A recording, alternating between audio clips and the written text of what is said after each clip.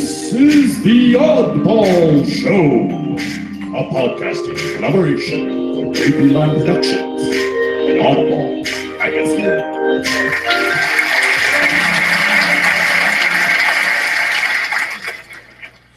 Greetings, all you tigers and tadpoles. This is indeed the Oddball Show. My name is Prof. I represent the hip-hop stylings of JP Line Productions around these podcasting parts, and I will be serving as one half of the bicameral hosting body for this 1 hour's traffic of our airwaves. Behind the 3-ball and coming to us live from his corner of the great city of Norton, Massachusetts, he is the O in Oddball and the M in Man the Storm. Founder and editor-in-chief of Oddball magazine.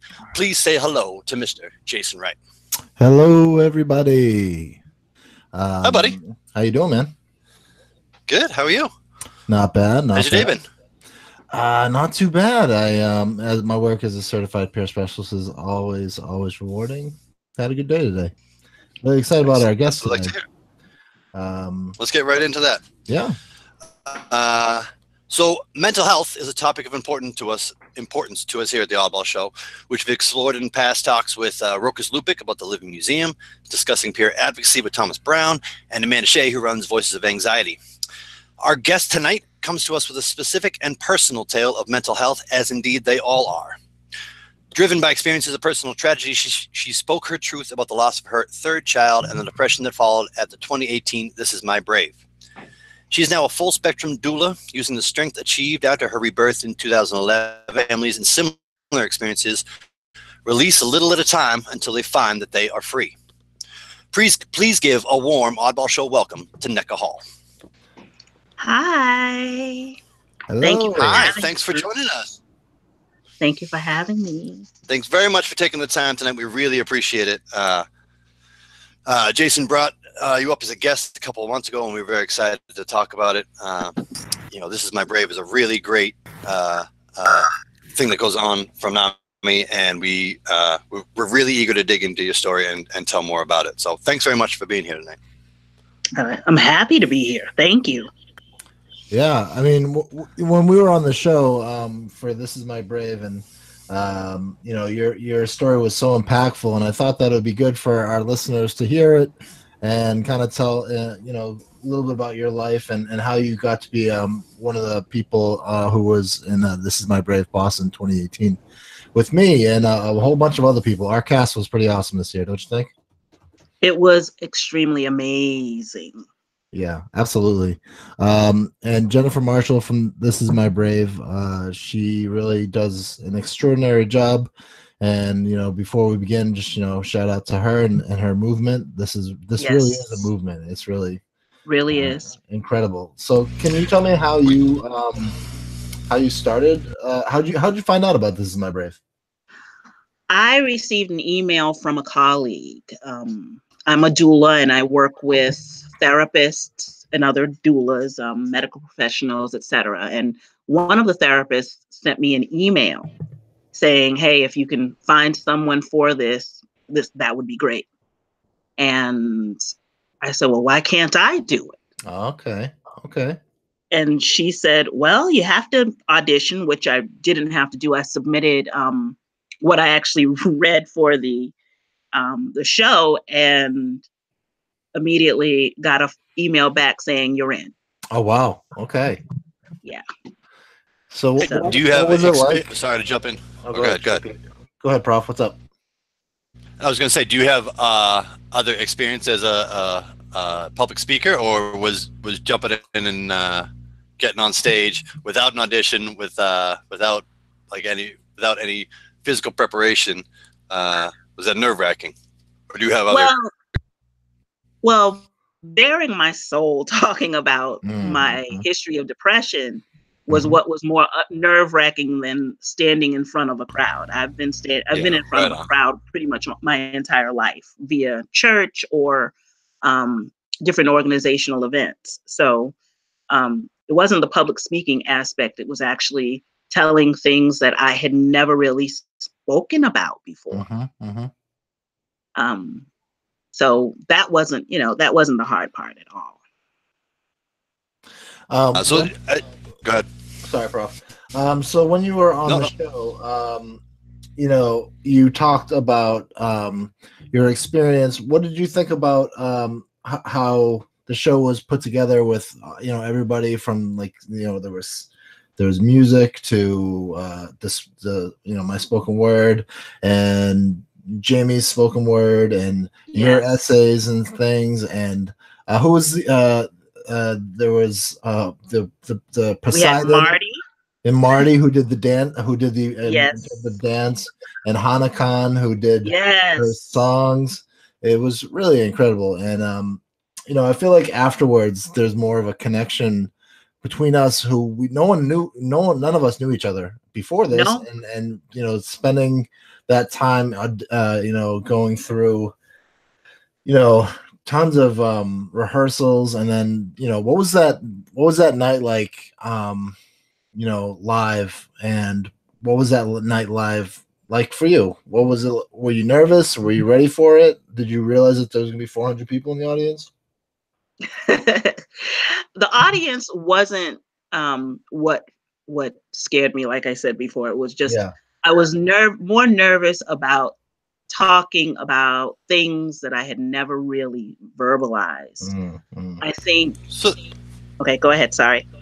No, I was going to say, so what was it about that opportunity that made you want to do that?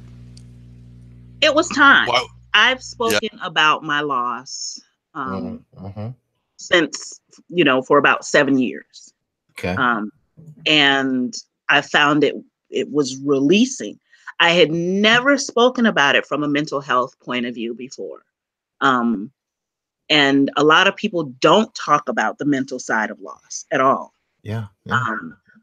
And they go hand in hand. Yes. Whether you suffer from any kind of mental health condition prior to suffering a loss, or you develop one as a result of a loss. It's not really talked about. Just the fact that there isn't a diagnosis in the DSM-R specifically for infant loss. Really? The grief is all clumped up into one little knot. And what is that knot? That knot is not fair if you suffered the loss of an infant. Of course. You suffered the loss of a pregnancy, of fertility, or any reproductive health loss. It's not something. DSM-5, huh? Yeah. I never knew that. I figured it might be. I think that's interesting to hear you say too, because some of the past discussions we've had about mental health some of the big things are about unattaching. You know, not everything can be clumped into schizophrenia. Not all things can be clumped into one region, and you know, changing the language so it's not mental illness; it's a mental health condition, because it's a whole a spectrum of mental health conditions. It's not like, you know, this person has this thing, and, you know, 40,000 people have that exact same thing. You know, that's not how it works. And I think that's an interesting thing that I didn't know before we started doing this on the podcast. And it's got to be very specific for, you know, for your experience, which is not going to be the exact same thing as grief for, you know, somebody who's lost a parent or an elderly person, or an older child, or someone that there's no way of speaking about infant loss. You know, there's no way of really describing that type of loss except for feeling it. You know, it's just different. Coupled with everything that a woman and a man goes through during a pregnancy in itself. Right. Or becoming a new parent in, you know, the early that first year after having a child. All of those feelings and things, when all of that ceases, the body and your mind does not know that it's over. Yeah. The body and the mind does not know that it's over. It still continues, especially for someone who has older children, who has gone through that experience. You know what would be coming in the next couple months, and what you would have to undergo. So yeah, I can imagine that you're keenly ready, and then that's a strange feeling. It's amazing that there is no correlation, and you know, I have to say that things are a lot better now than they were 8 years ago. But yeah, much better. I mean, it's kind of not even surprising to me that there isn't a way, just because. Well, not even just because, but like you said, it's my brave. There's no maternity leave for somebody who didn't have a child. Like it's a societal setting to not understand it and not try to understand it. Yeah. So it's not surprising. You know, tragically, it's not surprising to me that we don't understand it, because we haven't listened to enough people who have gone through it, or asked how it. You know, how do you feel going through this? Right. Here are some pills instead. Yep. Well, they'll give you pills. You know, hospitals will give you pills, plenty of pills. Yep, that's true. And that's what I'm saying. You know, again, same one size fits all kind of idea that you have a thing and here's the answer. But that's not not what it is. No. They need support. They need, but it's getting better. I mean, I can say 2017 and 2018 have been great years for raising awareness. It's just getting all sides together to say, look, this is what we need to do as a collective, not just, you know, you go to see this person and then you come to see me. Everyone needs to be working together to, you know, to work with each person as they suffer the loss. Can you talk a little bit more about who needs to come together for this to bring more awareness to it? I know that you spoke this month. Can you talk a little bit more about your what you spoke at on you know, this month? I forgot where you spoke. Where was it? Let's see. That was funny. And I know I shouldn't be laughing, but you know, things don't always work out as you planned, but they work out the way that it's supposed to, the universe plans. Yeah. Okay. Right on. I had a support group. I do a support group the third Sunday of each month in West Roxbury, and that went over well. Okay. But I taped a session for a class that wanted to mention pregnancy and infant loss. So I did an hour session, an hour's training for them, so that whenever they have their class, they can do that. That was Tuesday. And then Saturday, I was supposed to go to Rhode Island to speak at a conference on perinatal support, you know, loss support. And of course, my youngest decided to get sick. Oh, geez. Last Tuesday before, decided to get sick. And of course, she had to share. So by Thursday, I started, you know, not feeling so great. By Friday, I was faking it and really wasn't good at all. And Saturday, I was still trying because I had to make a 6:30 train. Yep. And I, let's just say I didn't make that train. Oh, jeez. But I had to still present. So I presented from my bed. Wow. Yeah, I presented, did a Zoom, presented from the bed. It went over very well. And it was just different. I had never presented like that before. Oh. And of course, I'm coughing. That's awesome. The power of technology. Oh, yeah. I never could imagine that would happen. And what was funny about it is my son is 18, my oldest, and he went off to school. He was like, aren't you supposed to be on a train heading to? I'm like, oh, he's like, oh, you know. No, Mom was working from home today. Oh yeah, from home. I took something, you know, knocked myself out. She called me when it was time, and then I did my presentation, and it went over very well. And wait, so you were on the phone, or you were on a video conference? Zoom. Video. All right, and could you see them? I was supposed to be able to see them, but of course it didn't work out that way. I gotta imagine there was like a keen sense of empathy. Like you're doing your presentation, and they're like, "Oh man, she's really sick, but she is dedicated. She's broadcasting." You know, and I kept saying, "Okay, you can't sneeze, you can't cough. Come on, you gotta get without sneezing or coughing." It was, and then you know, afterwards, my 13-year-old looked at me and she's like, "Are you all right?" I'm like, "I just need some tea. Just get me some tea."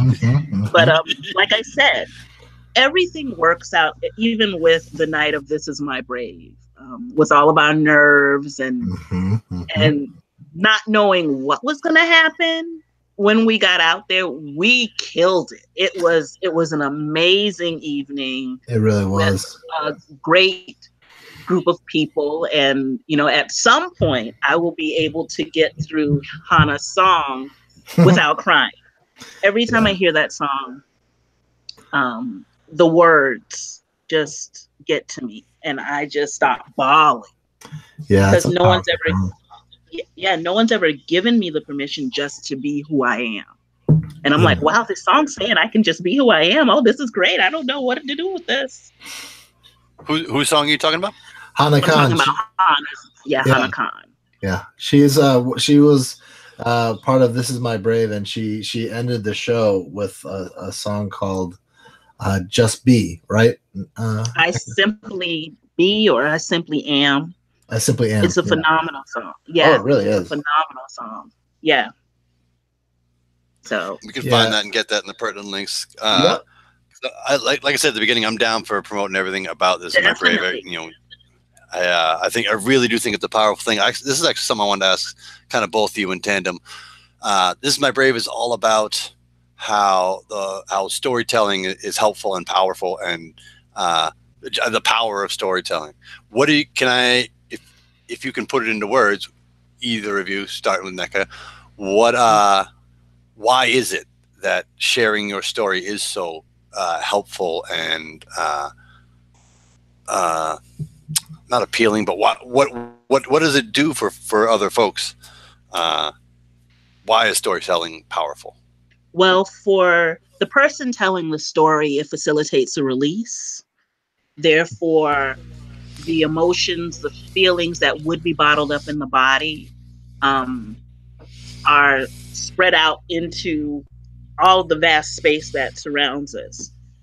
And for the people who are receiving the message, you never know who has experienced what you've experienced in silence. I mean, so many people were coming up to me afterwards saying, oh my God, I went through something like that.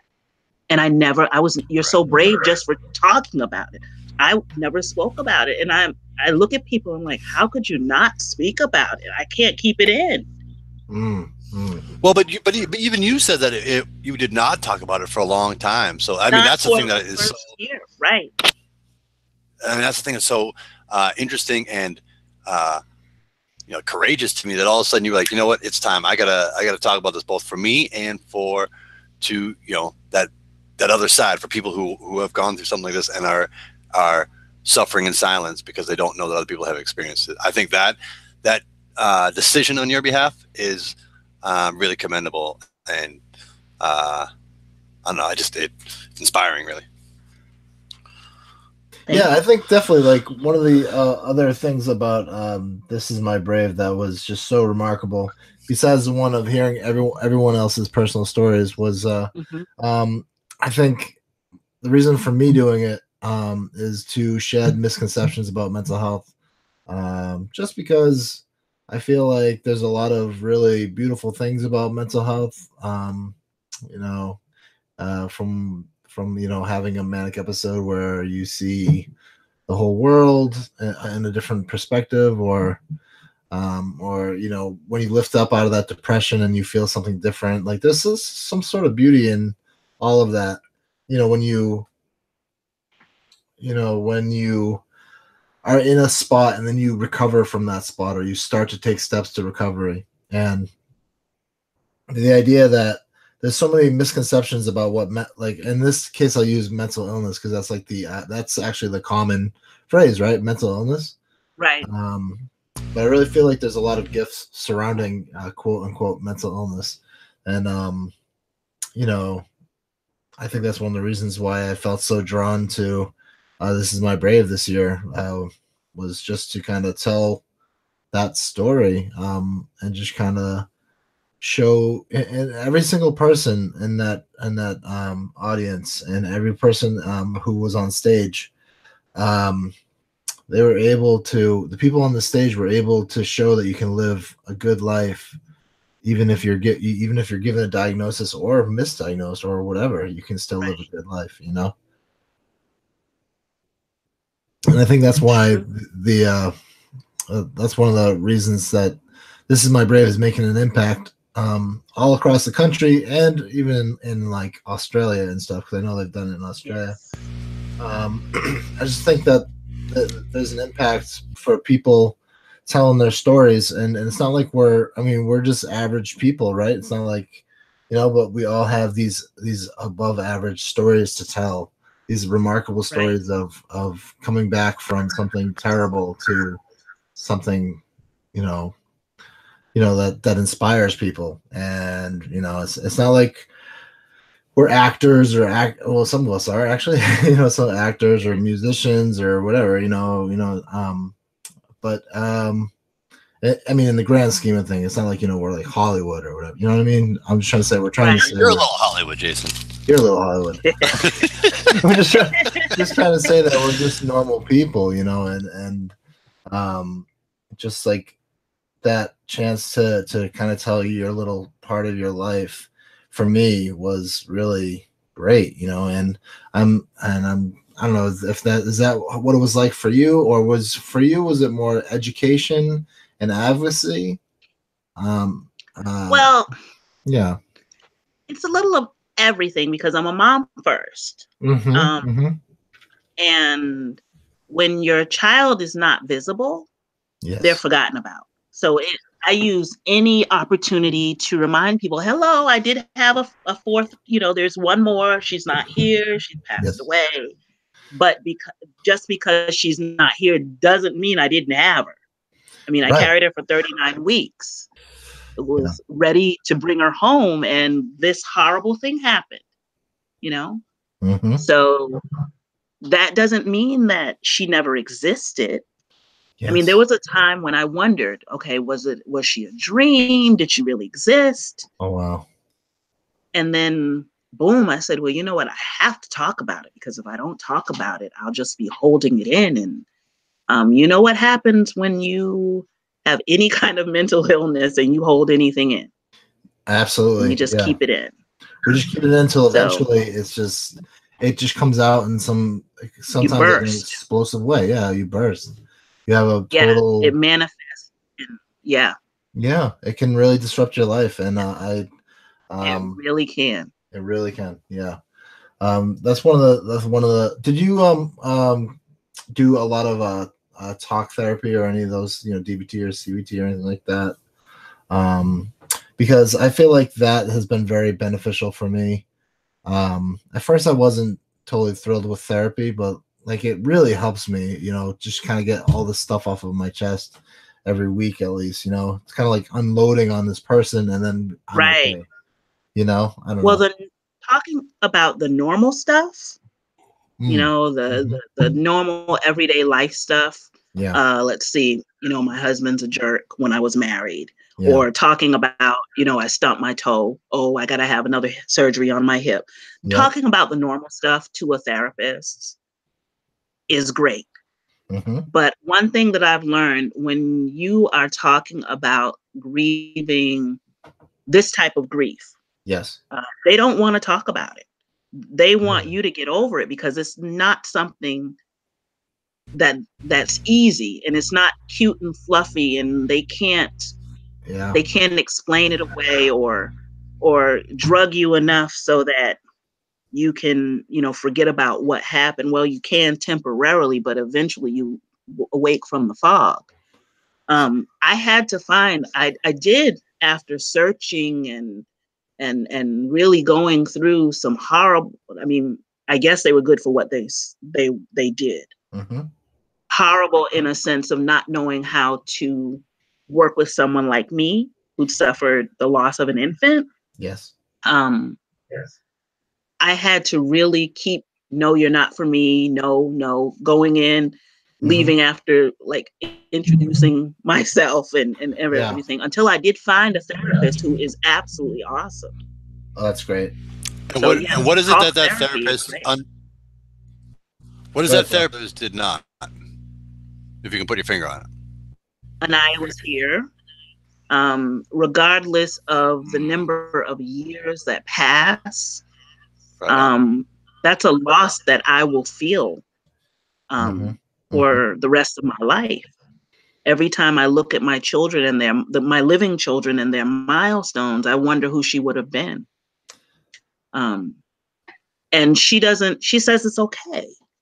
It's okay. As long as I'm not like really, really sitting every day dwelling on the fact, dwelling on my child that's not here.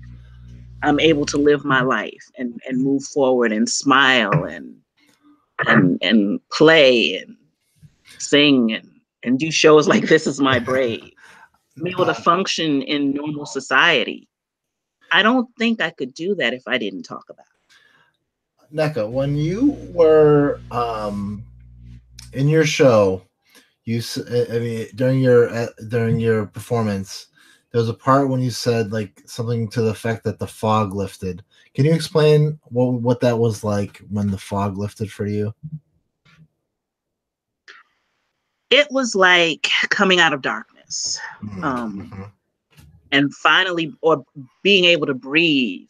Walking out of a smoky place or a steamy place, and finally being able to breathe.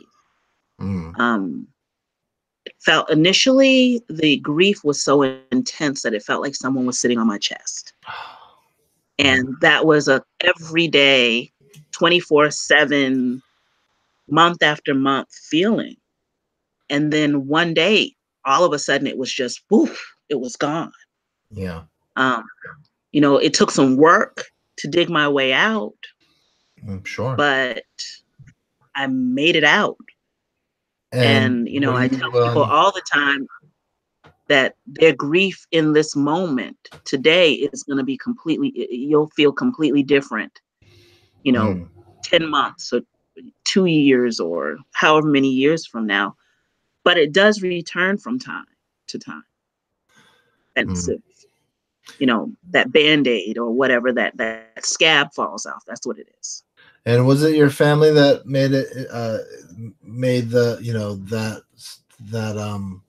that, as I keep on saying, the word, the fog was, when that lifted? Now, was that, your family, or did it have to do with time, or did it have to do with, what exactly, how did your family have,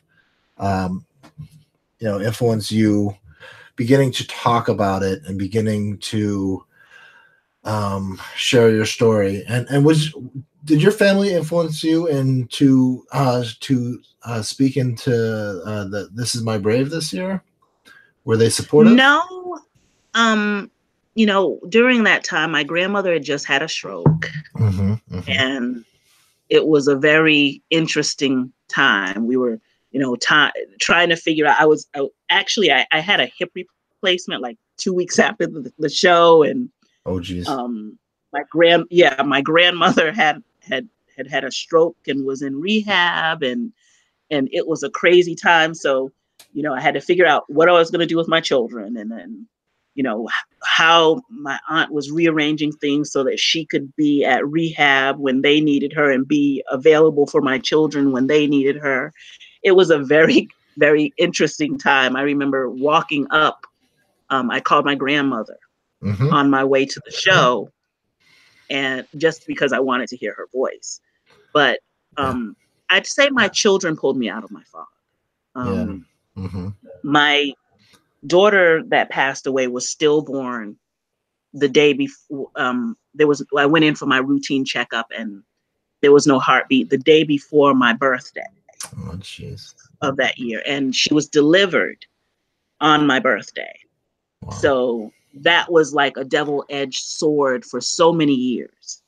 But my children allowing me to grieve, grieving with me, because my older ones were 10 and 5 at the time, and acknowledging that she was still here and continuing to do so as they age, and including her in everything, that really pulled me out of the fog, and continuing to celebrate not only my birthday, but hers as well.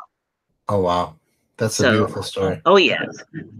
Oh, yeah. They're great kids. They're great kids. And it wasn't as though they wanted her. They did want her. So the loss was not only, and I didn't really think about it until I came through that fog. it impacted me, but it impacted them as well. Yeah. And in the show, when we were, do you have difficulty explaining to people what This Is My Brave is? I know this is how I say it's a night full of recovery stories. Would you say that's a pretty good assessment of what you think This Is My Brave? It really is. Yeah, it really is. That's perfect. Yeah, because sometimes you go into it and then you're like, well, you're talking about mental health and stuff, and I mean, I'm not affected by the stigma. I don't think. I try not to think about it too much, but there still is a stigma around talking about mental health. And when you're when you're talking your recovery story, that means at some point you had an ailment that you were I hate to say suffering with, right? But because I don't like to say that. I just being focused on my language, which is kind of to an annoying fault. I try and not say that I struggle with anything, although I certainly have had my struggles. But I guess This Is My Brave it's just such I mean, not just This Is My Brave, but any show which focuses on mental health. Mental health can be sometimes a difficult thing to talk about, and I have to say, your story was incredible to hear, and the what you did as becoming a doula, a full spectrum doula, as you explained. I thought that was beautiful, and if maybe in the second segment we can talk more about that, and what how once you lifted the fog, how did you what did you do after that? So we talked about going through this really agonizing time, and how about in the second segment we talk about what are you doing now? What is how has it been since This Is My Brave, and telling your story. So we'll talk a little bit more about that in the second half. But Prof, you there? Yeah, buddy. Hey, buddy. Oh, I'm here, bud. This is a great conversation we're having with Nneka right now. But let's pause a second to talk about what's going on with Prof and Jason. Yeah, it's a good time. Let's go. What's going on? A lot's been going on with me personally, but do you want to jump into anything going on in the magazine before we do Prof and Jason here? Yeah, I mean, I can talk a little bit about what's going on with the magazine. So, as you know, oddballmagazine.com is my website. It's my associate editor is Chad Parento. You can email your submissions to oddballmagazine@gmail.com, or you can we have a submittable page that you can submit to. We update every single day. We have poetry, comic strips, essays, short stories. I've been working on a little bit of somewhat of a book that I've been putting up every couple of weeks. I'm putting up a chapter, and I guess my jagged thought will be a chapter reading from this book that I'm writing. So yeah, there's a lot going on in Oddball magazine. We have our normal. There always is, man. You guys got some great contributors. That's the thing that I always am blown away by, is the really talented people that contribute to you, regularly. It's not an easy thing to keep up. Yeah, we're really lucky, and I'm really lucky to have Chad Parento as my associate editor. We have excellent columnists that have contributed over the years, weekly for years now, and that's just yeah. You guys got some great weekly columns. We have weekly columnists, and I'm thinking that we're going to be doing another week of haunted Halloween stories that we usually do during the Halloween time. So send us your scary stories. Oddballmagazine@gmail.com, or you can go to our submission page on oddballmagazine.com. Besides that, There's a lot going on with me, but let's talk about what's going on with you. Sure. So I'm Prof. I'm part of JP Lime Productions. You can find us at jplimeproductions.com. Follow us at JP Lime on Twitter and on Facebook. We are your world with a crunchy hip hop center. We like to write about hip hop specifically, but music, art. We have a running page of our boy Spaceman's 1981 & Co. His photography and visual art house that runs up on our website. We also have our Rap Flashback, which is our monthly hip hop history lesson. We have a lot going on in JP Lime. Please come and check us out. And currently running right now as we speak is the Oddball Show here with Nneka Hall. So please come and check us out and follow us on our social media. Personally, what's going on with you, Prof? I moved like 60 miles across the state, bought a new house. Yes. And I've been chasing around an 18-month-old. So, you know, but got a new job. That's great. Just like to switch stuff up, you know. Just like to keep it moving. Yeah. Change is the only constant. I saw a video of you ripping out some trees on Facebook like a boss. Yeah. That's the greatest thing about owning your house. Is all of a sudden I'm like, I can do this. I can do this stuff. I can do this, you know, work on this. So, and our house needs a lot of work. It's going to be a beautiful thing by the time we're done, but we want to flip it. But you know, it needs some work. But that was what we were looking for. We're going into it, me and my wife. So it's an exciting time for us. It's a start of a brand new adventure. We're big adventure people. We're big, you know, journey and you know, it's not where you're going, but how you get there kind of people. So we're really excited for a new adventure. And the house is great. My son loves it. He loves running around the backyard. Today we, you know, picked up rocks in my backyard for like 45 minutes. Oh, that's awesome. Yeah, it was great. Sang a little song. You know what's it's the beautiful. best about moving to a different area? You know, you check out the new restaurants and the new pizza places and the subs and oh yeah, man. Stuff, so I've had to try out steak and cheese at 4 different restaurants already. That's my thing. that's my litmus test. If you make a good steak and cheese, I'll order from you. I'll order almost anything from you. Do you do a steak bomb with mushrooms and onions? No, I mean I can't. I do sometimes, but my real thing is just steak and cheese. I'm a big fan of the pastrami sub myself, actually. And I'll go out on a limb, and I will expose a personal ugliness about myself. Sometimes I put ketchup on a steak and cheese, which really, in my brain, I go, you know what? I wouldn't put ketchup on a steak. I wouldn't do that. That's a terrible idea. But growing up, you know, you things take hold, and that's how my dad eats steak and cheese. And it is, to me, the most delicious thing. But in my brain, my logical side of my brain, my left brain goes, you know what? I understand why people make fun of you for that.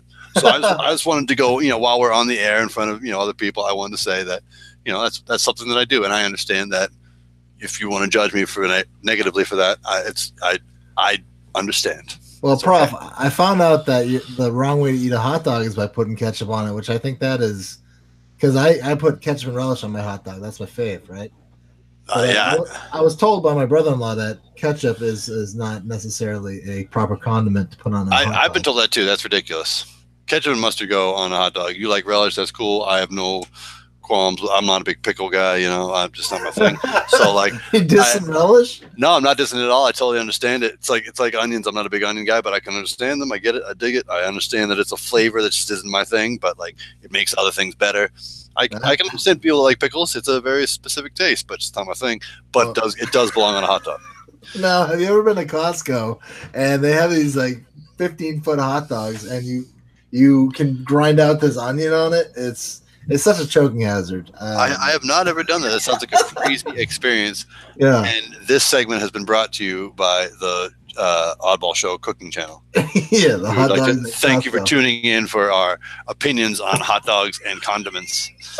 We'll start doing a condiment segment every podcast. I'm just thinking of this Dimitri Martin bit where he's like talking about how hot dogs are like the worst invented food of all time. They pretty much are. I mean, that's not a joke. I eat hot dogs, especially when I go to a baseball game, but they're pretty much like humans going, you know what? What if we just take all of this and just make it into a shape?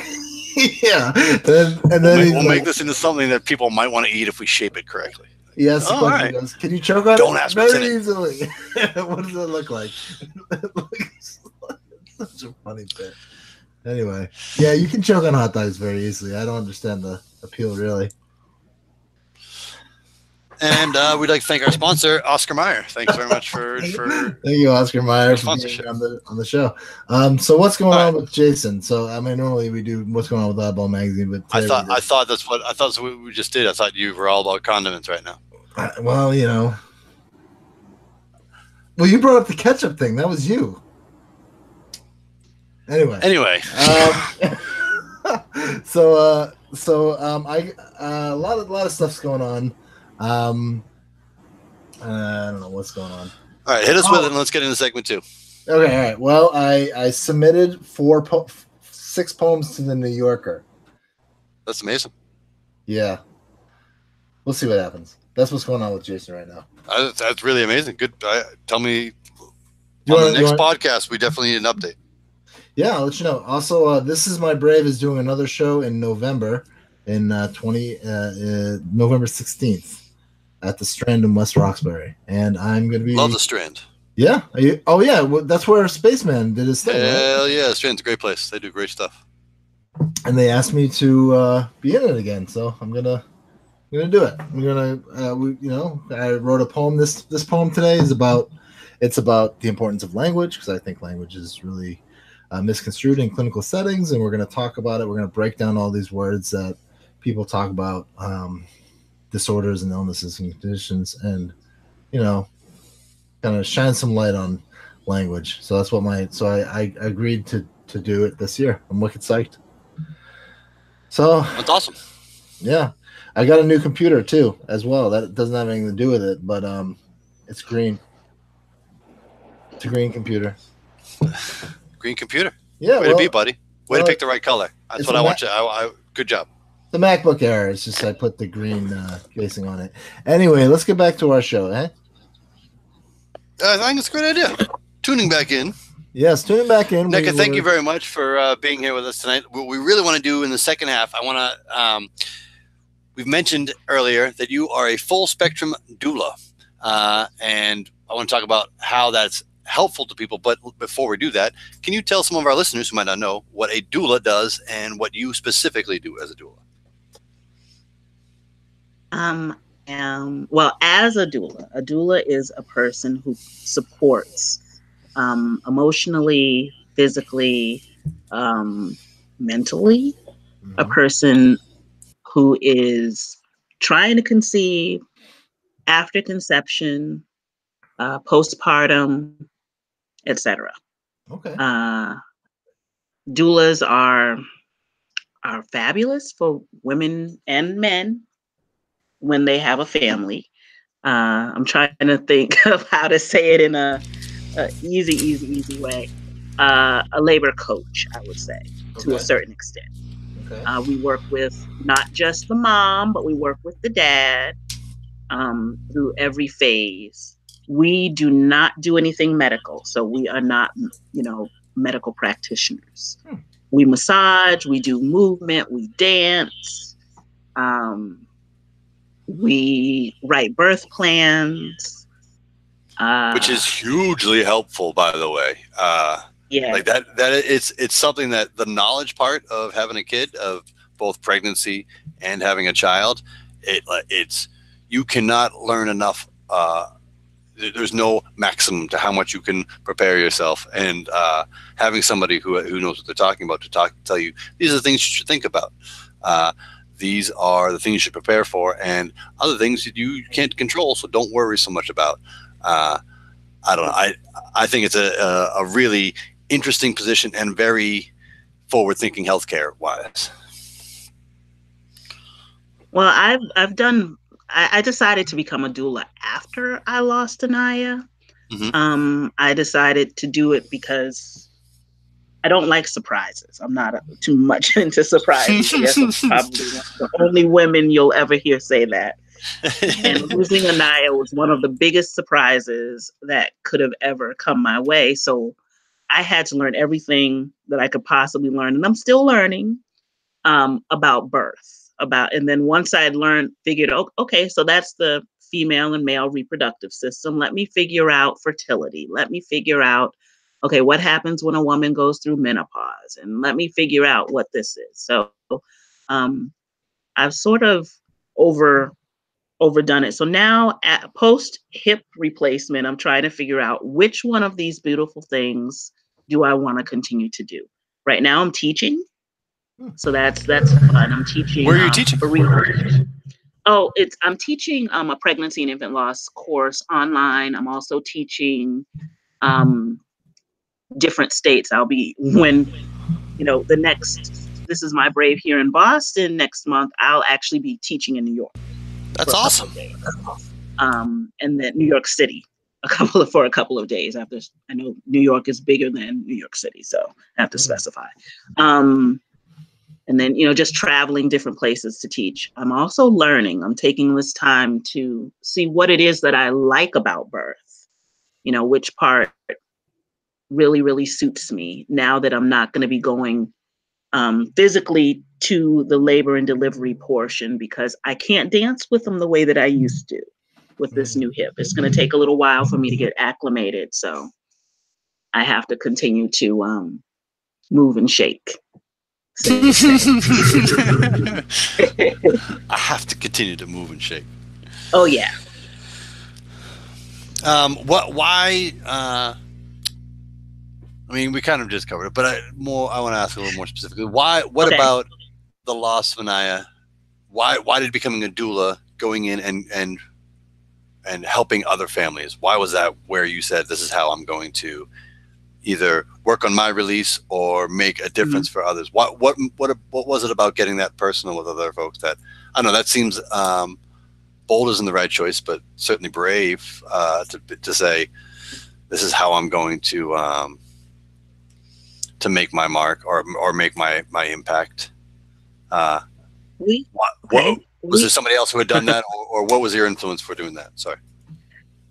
We are extremely trusting people. We will go to a doctor not knowing anything, or medical provider not knowing anything that they're talking about. Without any handbook, they'll tell us, take 2 of these and call me whenever, or we're going to do this, we're going to do that. And we will just do it because they're a doctor, because they've spent $300,000 or whatever on their degrees. Yep. I wanted to be that buffer, because when I knew something was wrong with Anaya, I was told that I was wrong. When I felt a change in utero, I was told that I was wrong. So I did not trust what my body was showing me, because my doctor was telling me, oh no, that's not possible.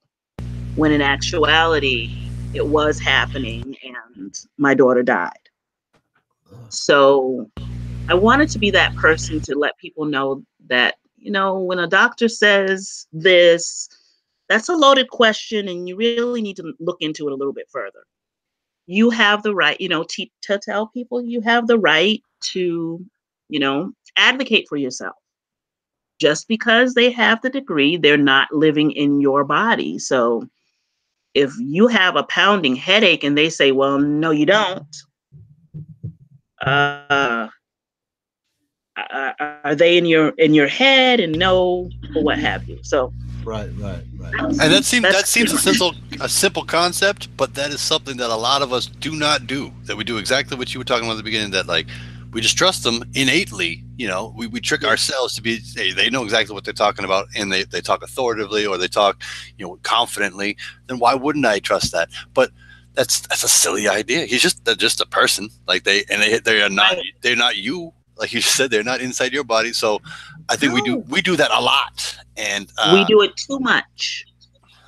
And especially in a condition, in a position and an experience so unique and so personal, advocacy for yourself only becomes all that more important. And it seems equally as much more difficult to advocate for yourself, and as equally important to do so in that kind of position. So. I totally understand that. And even as somebody who's aware of that idea, you still walk into a doctor's office and with that idea, you have to tell yourself to say, no, wait, ask as many questions as possible. Just that's what they're there for. Advocate for yourself. Right. Exactly. And it's so hard for us to do that. What's really funny is I laugh at the person I used to be. These past 8 years, I am now a doctor's nightmare. I've switched doctors so many times because they just try to, say, oh, just do this. This is what it is. You have to trust me on it. I'm like, no, that's not it. Right. I don't know. And especially, I don't know, the position of loss of a child is obviously very unique, but even just pediatrics or children is so delicate and important that that treating somebody like a customer at Walmart and trying to move them along as efficiently as possible, it just seems like somehow that's counterintuitive to what you should be doing. It's like the opposite. It really is. Right. And so it's sad that that's the society. Everyone is put into a 15-minute block. Yeah. I mean, 15 minutes, you have to download everything and hope they can fix it. Right. And you show up 2 minutes late for that 15-minute block, you're out of an appointment. Yep. Exactly. They will be then an hour behind though, because they've got them, back to back, which it's just, I don't know. I understand the concepts behind, capitalism and how that's efficient as a system. But when you're talking about people's health, when you're talking about mental health, and that just, it seems like it's the wrong idea to follow that model. You will end up, doing your society more harm. And that's something we can't seem to wrap our brains around just as a societal whole, that we fight back and forth between whether we should have universal health care or how it should be administered and controlled. But the real thing we can't get around is that it's not like other products. It's not a thing you sell somebody. You don't sell a health. We just can't quite break that idea. And I think, you see it very keenly in a place like this. Yeah. It's interesting that you brought that up. The whole idea of buying your health care, right? When in the mental health world, we're called consumers. And basically, meaning we have the choice of who we're going to receive healthcare from. It was actually brought up in the ADA a long time ago, and it was supposed to mean to empower people to be able to choose their own healthcare. But but if you look at it in a way, consumer is someone who is what is a business trying to do but keep their consumers happy, try and market to their consumers to do this, do that. So a consumer becomes like how you measure your success by the number of consumers you have.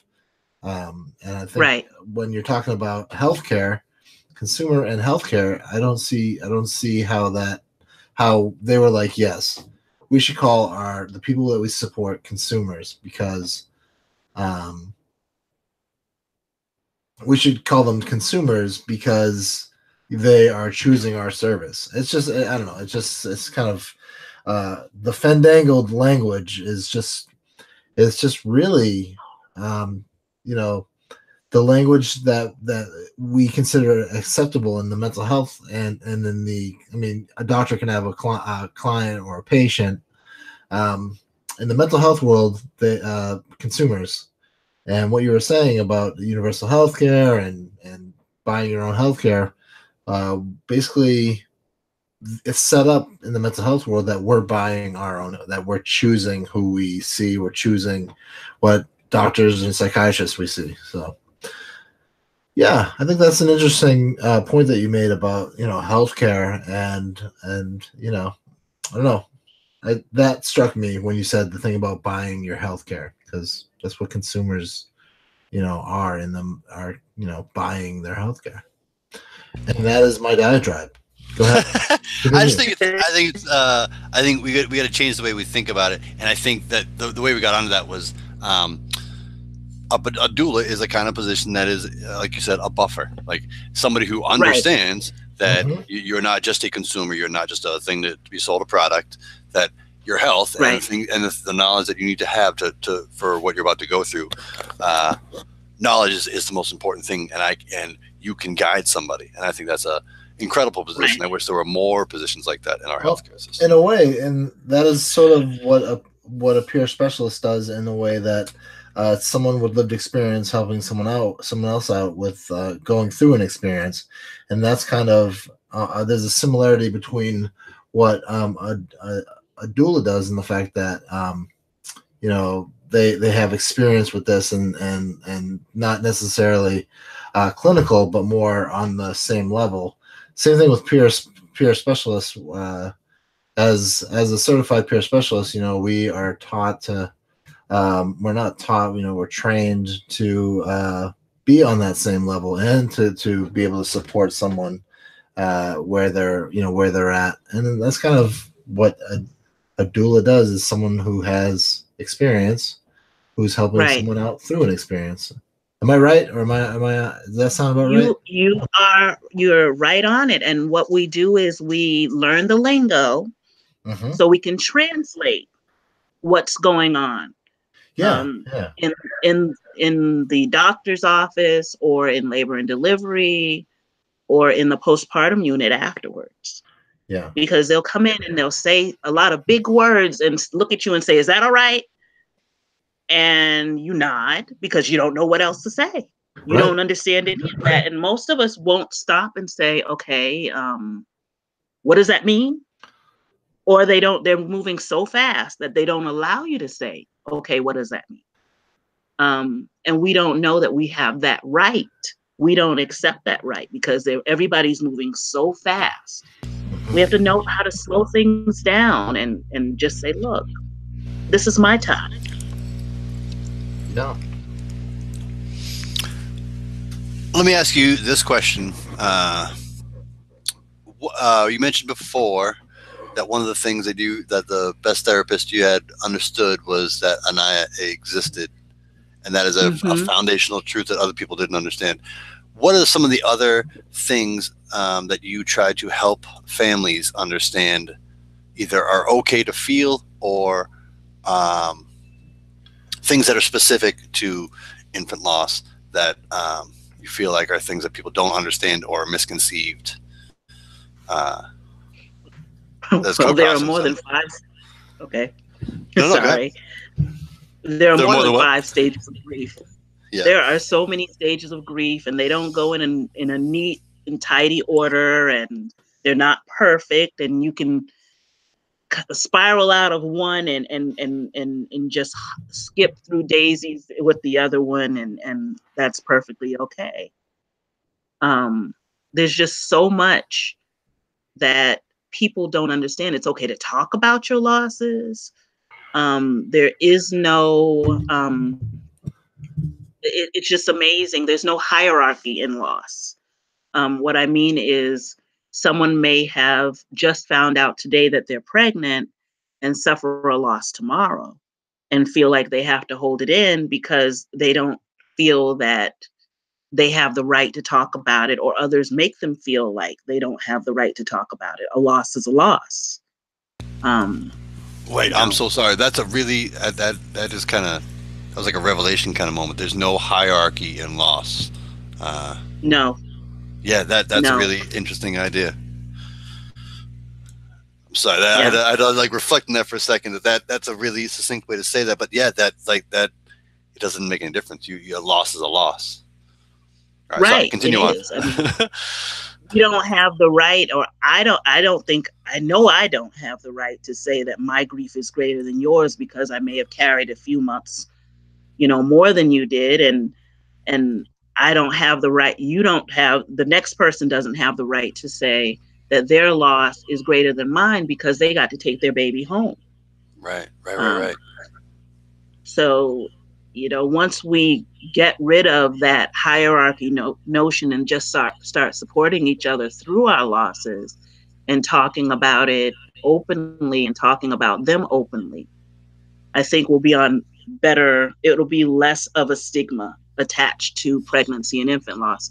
It's funny, I set out in my life not to be into any kind of stigmas or a part of any kind of stereotypes. And I've found myself falling into so many throughout my life. It's just crazy. And a lot of them are.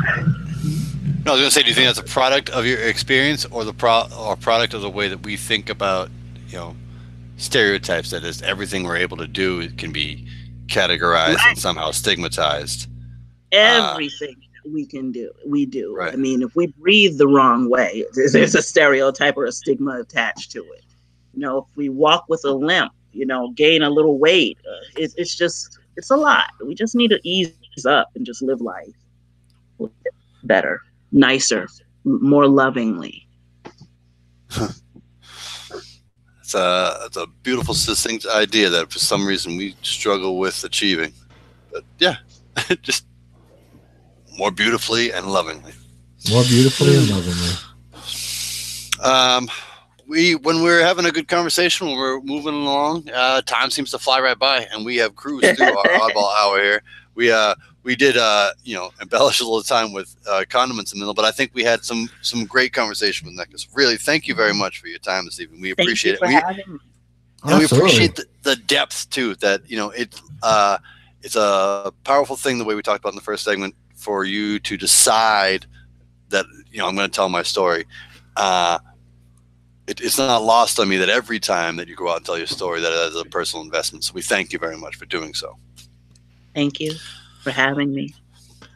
We're going to end the Oddball show like we do almost every time, like 93% of the time, with a list of 10 and with Jason's jagged thought for the week, however, whatever angle that may take. Before we get to that, Jason, you got anything you want to add here? No, I think it was a wonderful conversation. I mean, I'm so glad that I was able to meet you for This Is My Brave. I think your story is remarkable, and you exemplify the meaning of brave. And thanks for being on the show. Really appreciate it. Thank you for having me. You know it. Okay, so it's time to get into the list of 10. The list of 10. The list of 10 is something we end each oddball show with. And Nneka, though you have no idea what's coming at you, are you ready for the list of 10? I'm ready. Excellent. That's what we like to hear. All right. So number 1, what time and place would you like to be if not here and now? What did you say? I'm sorry. What time and place? What time and place would you like to be if not here and now? No. Oh God, I can't think of any place. Someplace warm. Florida. It's 90 degrees. Florida. Just don't worry. There is no clock. I don't want you to feel like it's ticking. The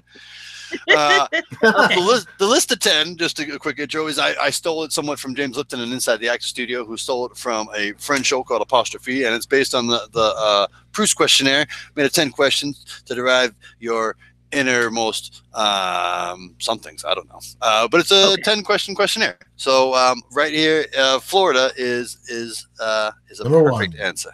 Florida. Okay. Number 2, what is the greatest advice you've ever received? Just breathe.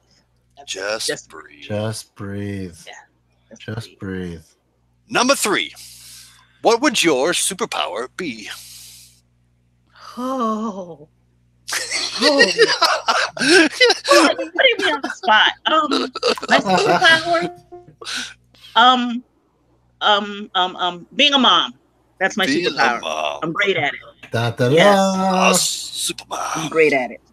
Yeah. Number 4, Biggie or Tupac? Tupac. Yes, Tupac. That's one of my favorite questions on the questionnaire because it is it's almost like I'm actually polling people in one person at a time. We end up though with a pretty large, I think 70-30 split for Tupac, and I'm in that camp. But a lot of the MCs we have on the show always usually gravitate towards Biggie. There is that does seem to be a skew for when we have MCs on the show. They end up going towards Biggie. So they end up going towards Biggie because of the bars, But I'm a Tupac guy. I'm a Tupac guy too. I will admit that. And it's really what's funny about this question. We'll keep going. Let's a little sidetrack. I think it's like a Coke or Pepsi question. You don't really choose. whether you like Tupac. You like them both. Like you would Right. drink Pepsi if you're a Coke person. Like I you're not mean, going to refuse it at a restaurant. But Tupac and Biggie, you like them both. They're both amazing MCs. But it's like almost innate. Like you can't. You're a one or the other. Wouldn't it be funny if you were at a restaurant and they were like, "I'll have a Diet Coke," and it's like, "Sorry, I really have Diet Pepsi." I don't have a Diet Pepsi. You can't give me that shit. I want a Diet Coke. You know what's funny actually is I said that kind of quick. Some please. people do actually do that though. Some people are like, no, I'll pass. I'll have a lemon water. I'll have a yeah. All right. So All number right. 5, Nneka, who is your favorite person? Oh goodness, my favorite person. You're really putting me on the spot. How am I supposed to choose one? Okay. Can I I'll asterisk? Let me asterisk this. You would not be the first person to list more than one person. Yes, that's true. Okay. All right. I will say Jelani, Simone, Anaya, Bradley, and Antoine Jr. Those Okay. are my Go. 4 babies and my stepson. Excellent. When Lamar was on, when Mr. PSA was on, I'm pretty sure he has. I don't want to. I think he had like 5. I think he has 7 kids. I'm pretty sure he has 7 kids. Yeah. So he did it, and he did it in rapid order. And I was like, all right. Oh, And he you know, he wondered whether there was more than one was okay. But there is no right answer to any of the list of 10. okay. So number 6, what is your quest? My quest is to change the Black infant and Black maternal mortality rates in the Nice. United States. Wow. Black infant mortality rates. That's an impressive quest. Hey, Prof, do we have the 11th question? Is that or the 6.5 question? Oh, okay. I'm so sorry. I've forgotten. The list of 10 has been recently amended to include a half question. Number half 6.5 comes from Mr. Jason Wright. Go for it, Jason. Go for it. Old Kanye, new Kanye, or no Kanye? No Kanye. Oh, wow. Oh, wow. Okay. I'm pretty sure no Kanye was an on the spot addition right now from Yeah. Mr. Jason. It's usually been old Kanye, new Kanye. Wow, he added the new category, instantly seized upon by Nneka. No Yeah. Kanye. No Says Kanye. All right. But but hold on, if there was an old Kanye or new Kanye, what would it be? What's your second one? Kanye, Go ahead. the old Kanye. If Old I had to choose between the old and the new, but I really don't know much about Kanye West. Okay. So Well, see, the thing is, we managed to always talk about Kanye West. And It's funny, we almost didn't. This is like one of the first shows in a while that for Jason, it's like a magnetic center for Jason, right? Somehow, almost all roads lead to Kanye West. Yeah. Which it's like Kevin Bacon. Well, 6 degrees of Kevin Bacon. Every actor Yeah. can be related to Kevin Bacon in 6 degrees. Somehow, every topic in the world can be related And to we've been doing this Kanye show West for in 7. 3 years. Yeah, we've been doing this show for 3 years, and I've been talking about Kanye every single show. And now that I just want to say you've gotten there from some very interesting places, my friend. yeah, I know. Because all roads lead to Kanye. I'm saying it's almost commendable. I just want you to know that. Well, real quick sidetrack. I mean, Here's what I Kanye know. went off the deep end, let's say. But Well, here might be a fourth category for you: old Kanye, no Kanye, new Kanye, and then like red hat Kanye. Red hot Kanye. That's like new Kanye. New Kanye. New Kanye is at least from like My Dark Twisted Fantasy on, and and Yeezus and stuff. That's new Kanye, but that's no red hat Kanye. That was red hat Kanye. Red hat Kanye sitting in the Oval Office, talking about Red aliens hat and things. Kanye. Yeah. Oh, jeez. So it's new Kanye. So there you go. Kanye, old Kanye, new Kanye, no Kanye, a red hat Kanye. no Kanye. That's how you know we're cutting edge here in the Oddball Show. We're always updating. We're always improving. All right, let me ask you this. Nneka, number 7. Fill in the blank. Okay. All you need is blank. Chocolate. Chocolate. Chocolate. Good one. I give a lot of support of my own to that idea. Old Really? Kanye, new Kanye. No Kanye. No red hat Kanye. Jason's going to be I thinking was about that when he goes to supposed sleep say no tonight. Kanye there. Jeez, that's so funny. All you need is no Kanye. That's right. All you need is That's no funny. Kanye. All right. Number 8. Rock, paper, or scissors? Rock.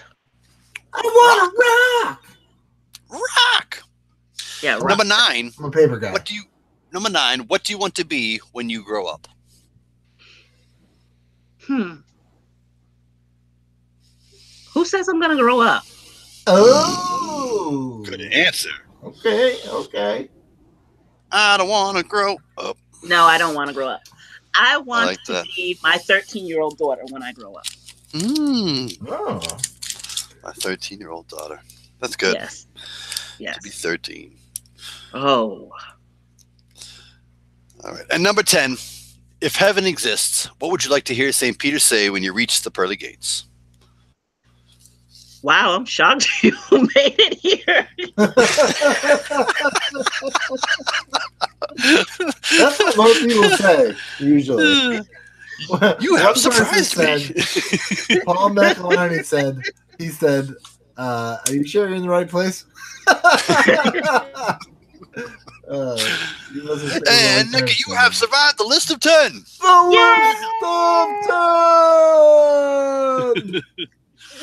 Well, thank you very much, Nneka. We really appreciate your time tonight. Your both deep conversation and your joyous laughter. I We really appreciate it. We encourage all our listeners to go, and we'll be putting all the pertinent links up on our website. Go to our website. Go watch her. This is my brave. Go follow her and talk to her on Twitter, and keep up with her upcoming speaking engagements. It does not sound like there's a time coming soon where you will stop telling your story. So we appreciate that very much. Never. So thank you very much. Thank you for having me. Thanks, Nneka. Jason. All right. Good night. Good night, Nneka. Have a great night. You too. So good having you on the show. Take care. See you soon. Thank you. Ciao. Bye-bye. Jason. Alrighty, Prof. Old Kanye, new Kanye, red hat Kanye. That was really funny.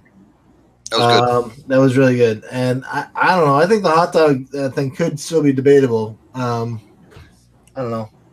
But anyway, I'm gonna. It's like a philosophical question. It can't be answered in one night. We'll come back to that. Then we might find a list of 10. We might find a 5th and 6th category of Kanye. It might be a list of 10 Kanye. There's definitely some dimensions. It's crazy. Okay. But our thanks very much to Nneka Hall for being here. Please go out and follow her and support This Is My Brave, which is storytelling is a very powerful tool, especially when it comes to mental health, but really any experience, especially the idea that she hit on of you have no idea what somebody else is suffering in silence or going through in silence, and hearing somebody else talk about an experience that is similar to yours is an experience that can't be done. It can't be replaced and done otherwise. And one of my favorite things that Nneka said was, and you talked about it, was the idea that no one's grief is there's no hierarchy to grief. No hierarchy of grief, and that's very true. I mean, from losing anyone, it hurts terribly, and there's no, you know what I mean? Yeah. Yeah. So we encourage our listeners to please go out and support things like This Is My Brave and learn all about Nneka Hall and her inspiring story. Jason, you got a jacket thought for us to get us on out of here? I do. It's called Bold-Faced and Strong. It's I wrote it last week. It is you can find it on oddballmagazine.com. This one is not safe for work, so or NSFW as they say. Is that the term, NSFW? Certainly is. Not safe for work. Yep. Yeah, this is not safe. Like for if you're work, checking your computer and all of a sudden you're looking at twin porn or something. You can't. That's not safe for work. I hear what you say there. All right, so this is Jagged Thought 244. There's some language, so block your ears if you're offended. Bold-faced and strong. just get a little closer to the mic. The second time my world fell apart, I got up, shook myself off, and stood up. I stood up to the medicinal demons. I took their beatings. I stood up and took my seat for no other reason than I needed that class. I needed to eat. I had to graduate. I had to sit in the seat with everyone else, though it wasn't like everyone else at all. And then came Oddball. And then came along Lisa. And then came along Andrew. And then came along Rob. And then came along Chad. And then came along Tony B. And then came along TJ. And I wasn't as alone. And I roll with the devil's punches. I learned to fight back the dirt throwers. I learned that music and poetry can save lives, and that these words can make normal where nothing else can. And for the moments when I write, I shine. And that though I might struggle as much as I hate that word from time to time, I can write my life down line after line, page after page, to make sense of this life, this illness, the obsessive obtrusion, the thoughts that shout out, the feeling of all the mistakes I've made, every mistake I've ever made, playing over and over on loop in my head, the doubt, the vibrations, the shakes, the weight gain, the lower chance, the heightened mortality, the tardive dyskinesia, the endless med regimens, the want to smoke, the want to find a cure-all, the thought broadcasts, the stupid paranoias, the dumb labels, the fear. So much fear, but not when I write, though. I can explain myself. I can rhyme words together like acing free throws. Poetry, you beautiful science. You saved me, if only while I write this. Your language, ink, dripping the words courage and perseverance. Bold-faced, strong fucking words like strength, tenacity, and fuck it all, I'm going for it. And fuck this mentality, I got this. And that's why my wrists stay clean. And that's why I have hope, because of this fucking beautiful love affair I have with writing. And fuck everything else. I'm a survivor. And that poem was Jagged Thought 244, Bold-Faced and Strong. Prof, another great show. Another great show. Yes, sir. Yes. Okay, till next time, we'll see you here at the Oddball Show with Prof and Jason Wright. And we'll talk to you real soon. Everybody be good out there. Peace.